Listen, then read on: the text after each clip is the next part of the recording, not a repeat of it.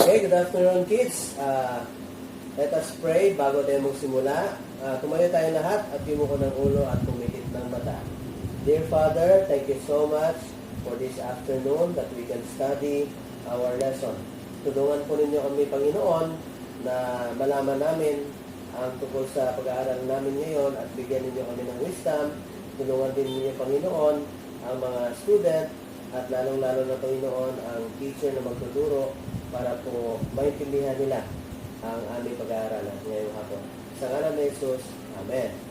Okay, so next, we will have our energizer. Lahat tayo tatayo tayo lahat. Tapos, sasayaw po tayo. Okay, sabayan po natin ang video.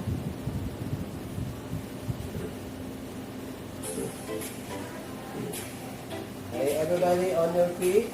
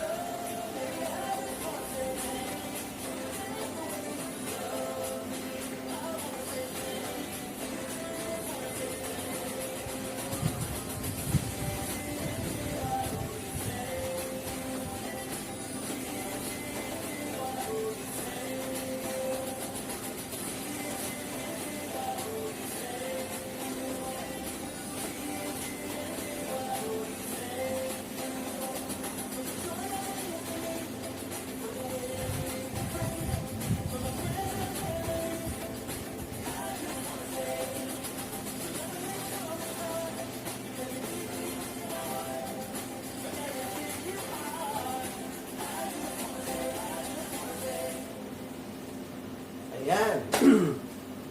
I just want to say thank you. So, ngayon ay dadako na tayo sa ating lesson.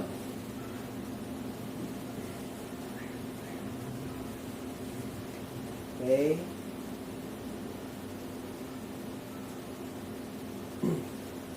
So, una-muna ay magkakaroon muna tayo ng attendance. Kaya attendance muna tayo Okay, John Ray, say present kung nandito ka. Okay, Mean, Wilfredo, okay, Clark, Eliza, okay, MJ, okay, Lady Ann, Sino pa bang nandyan? Okay, si Josh. Okay, Revan, Dan, Timothy, and Mary Grace. Okay, so, ang ating rules ay pwede kayong magtanong mamaya about sa ating lesson. And of course, ay pakinggan ninyo ang inyong mga kaklase at makinig kayo sa inyong teacher at itaas ang kamay bago magsalita. Okay? Wala mo na magsasalita dyan sa upuan. Tapos, ilabas nyo ang inyong notebook, ang inyong books sa ating pag-aaralan at maging tahimik habang nagtuturo si teacher. At tahimik pag nagsasalita yung kaklase mamaya sa ating recitation. Okay, next. Review muna tayo sa ating napag-aaralan last time, yung addition of decimals muna. Okay, meron tayong example dyan. Okay, so sa ating decimals na napag-aaralan, 215.25. So, sino makaalala? Okay, Carlo. 215. Okay? So, ano yung gagawin natin sa decimals? Dapat naka-align siya. Naka-align. Okay? Meron tayong example last time, no? May, sino nakaalala sa prutas? Apples and? Tama, oranges. Okay, 97.75. Ito yung price ng apple. Okay?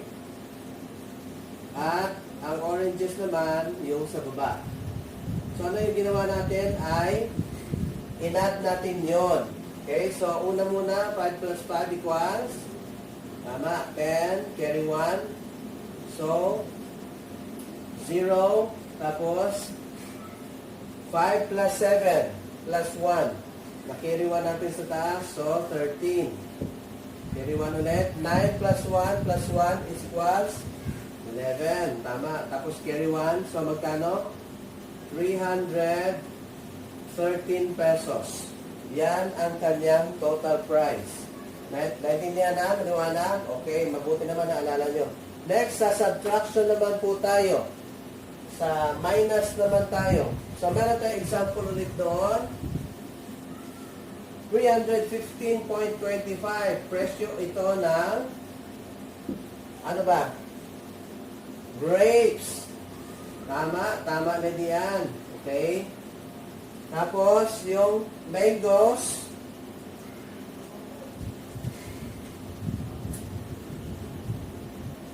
Ilan yung presyo ng mangoes natin? 80.53. Okay? 80.53. Ito yung grapes. Ito yung mangoes. Yung naalala nyo last time sa ating lesson. So, minus naman. Kanina ay addition. So, naka-align yung ating decimal points. So, 5 minus 3 equals, tama, 2. 2 minus 5, hindi pwede. So, borrow 1. So, magiging 12. Tapos, 12 minus 5 equals 7. Okay? Tapos, dito sa kabila, naging 4 siya. 4 minus 0 is 4. Tapos, babaro ulit tayo dito, magiging 2 ito. Tapos, ito magiging 11. 11 minus 8 equals, tama, 13. Tapos, bring down ang 2. So, ang ating price na pagkatapos na minus 8, 234 yung price na pagkatapos i-minus. So, naintindihan po natin mga bata, dito yung ating decimal points. Okay? So, ngayong araw, ay meron tayong bagong lesson, yung pag-multiply naman ng decimal points, ng decimal numbers. Okay? Ang decimal numbers natin, hindi na natin i-add at isa-subtract, i-multiply naman natin. Okay. Sa pag-multiply ng decimals, i-multiply natin sila nakagaya ng whole number. Okay? Bibilangin natin yung number. Tapos, ang digit nito ay doon natin ilalagay ang decimal point natin pagkatapos ma-multiply natin yon. Okay? Make sure lang na tama ang paglagay ng decimal points according sa given. Okay? So, example tayo. Example muna. Mamaya naman question ha. 0, okay. 0.4. 0.4 times 0.6. Yan yung ating tanong ngayon. So, ano yung ating gagawin? So, iaalan natin 0.4 times 0.6. Multiplication. Okay. So, ano nangyari? I-times natin ito. 4 times 6 is 24. Dahil ito puro 0 naman, so ganito po siya. 0. Tapos, ilang decimals ang imumove natin? Dalawa. Tama? So, dalawang decimal places. So, ang answer po natin na final is 0.24. Ayan po siya. Okay. Next. Isa pa, para mas maintindihan natin. Kanina po is multiplying by both decimal numbers. Ngayon naman, one whole number at saka one decimal number. So, ang gagawin po natin, lagay po muna natin yung 0.34 sa taas at i-multiply natin sa 3. Yan po yung given. Okay? Ang given natin is 0.34, may dalawa siyang digit. And this after decimal, may dalawang digit. At ang isa naman ay walang decimal point. So, i-multiply natin. 4 times 3 is 12. 3 times 3 is 9. Yung 10 siya. So, tapos, i-carry down natin yung 1. So, ilang decimal points ang i-move natin from the right? Dalawa. 1, 2. Ayan po yung ating answer. So, alam na natin ngayon, mag-multiply ng both decimal at saka one decimal and one whole number. Exercise po muna tayo. Practice tayo. Okay. Sino yung makakasagot muna sa 1.35 times 42? O, ikaw dahil kanina ka pa nagsasalita dyan. Okay, ano yung sagot? Tama. Okay. Ang sagot po dito, practice muna tayo, 0.35. Yan muna. Tapos, times 42. Okay. 2 times 5 is, 5 times 2 is 10. Tapos, 2 times 3 is 6. Plus 1 is 7. Tapos, 5 times 4, 20. 4 times 3, 12. Plus 2 is 15. Okay? So, sa dulo, may 0 po dyan. Atin na po natin. Tapos, 0, 7, 5, 1, 2. So, ilang decimal points? Dalawa. 1, 2. Yan po, ang sagot po ay 15. Okay? Wala na po yung sa 15 po. So, madali lang po siya. Di ba? Madali lang. So, next page na tayo sa mga susunod na examples. Ayan. Examples po natin dyan. 16.0 times 8. Sino makasagot? Pabilisan to. Okay. Ikaw, Martha. 128. Tama. Okay. Next. Number 2. Sino makasagot? 45.3 times 4. 45.3 times 4. Okay. Revan. Tama. 181.2. 181.2. Ang bilis Bilis yung sumagot. Very good. Okay. Yan na po ang susunod yung lahat ng answer. Ayan. Makikita na. Yan po yung answer. Okay. So, kanina sa mga sumagot, tama po yan. Ngayon, punta na po tayo sa ating mini quiz. Hanapin yung product ng 4 times 4.37.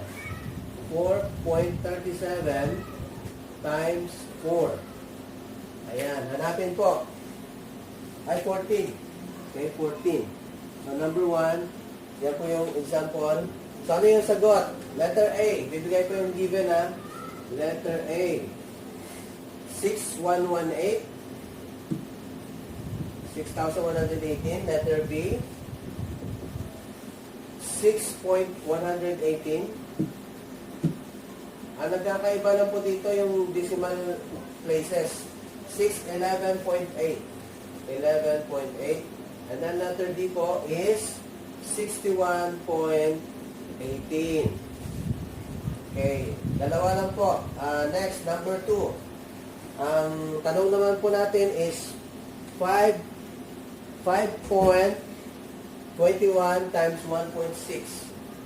5.21 times 1.6. Ayan. So, ang choices po is letter A, 8.336. Tandaan nyo, class, pag nagkamali kayo ng decimal places nyo, iba na po yung number na isasagot nyo, mali po yon. Dapat po ay magiging tama yung decimal. It's a matter of placing the decimal point in the right place. 83.36. Letter C is 0.8336. And the letter D, 833.6. 833.6. Dapat po tama yung decimal places. Kaya punta tayo sa answer. Kaya answer po sa number 1, sino yung nakakuha? Okay, ng tamang sagot.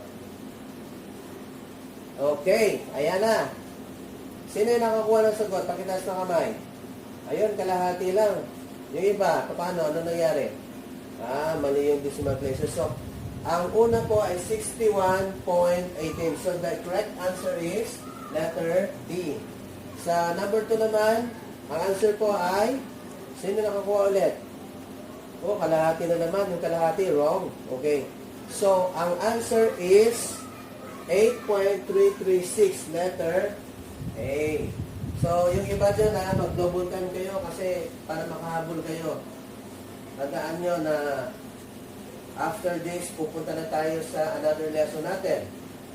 So, madali lang po siya kapag intindihin ninyo yung ating lesson.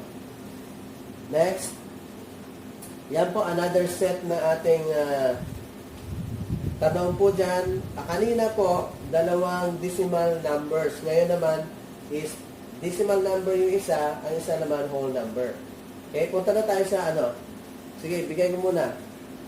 0.264 times 1.1. Ang choices nandyan po. Next, number 2. Number 4. Kaylee went to the bookstore to buy 6 books she needed for her class. If the books cost $17.25 each, how much did she spend on her books? So, dollars po yung pinag-uusapan na wala maglagay ng peso sign. Ano po yung sagot mamaya? Ayan po yung choices. Tingnan nyo na lang. Okay, number 5, the local farmer sold 13.2 pounds of tomatoes. She sold 2.5 times more apples. So, kesa tomatoes. So, ilan lahat na pounds ng apples yung kanyang nabenta? Okay, nandiyan po yung choices. Okay, punta tayo sa answer. Okay, sino nakakuha ng tamang sagot? Again, konti pa rin. Okay, uulitin natin ito mamaya. Okay, so, sa una po, ang correct answer ay 0.2904. Pangalawa naman, 103.5. Pangatlo, sa tomatoes kanina, 33 pounds. Okay, may iba pa rin na hindi nakakasunod. So, ngayon, class, dahil yung iba hindi nakakasunod, ay nabigay na rin ako ng mga examples. Mamaya po, kung sino yung gusto magtanong, ay lumapit po kayo sa akin para matulungan ko kayo. Si Carlo, si Mayan, dyan sa likod, si Eliza, si Lydian, yan, si Lydian, kanina pa yan na nag-aansap na hindi daw na yan naintindihan. So ngayon, meron tayong another dito na example, multiply decimal numbers. So, 6.03 times 0.2. Another ready yan, makinig ka. Ito, para sa iyo to. Times 0.2. Yan. Una muna, dito muna.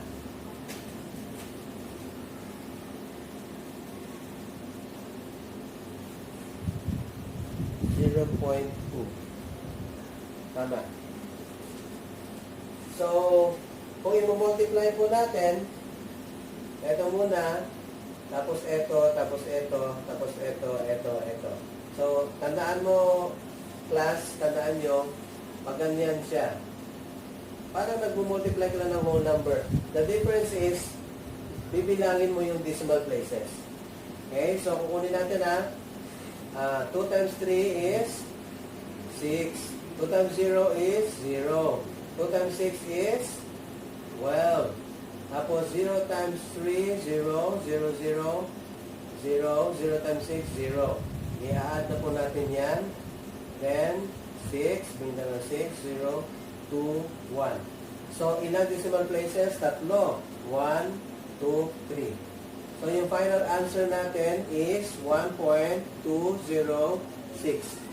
Ayan, naintindihan na ito ni Lendian. Very good. Naintindihan na niya. So, maliwanag na. Madali na, no?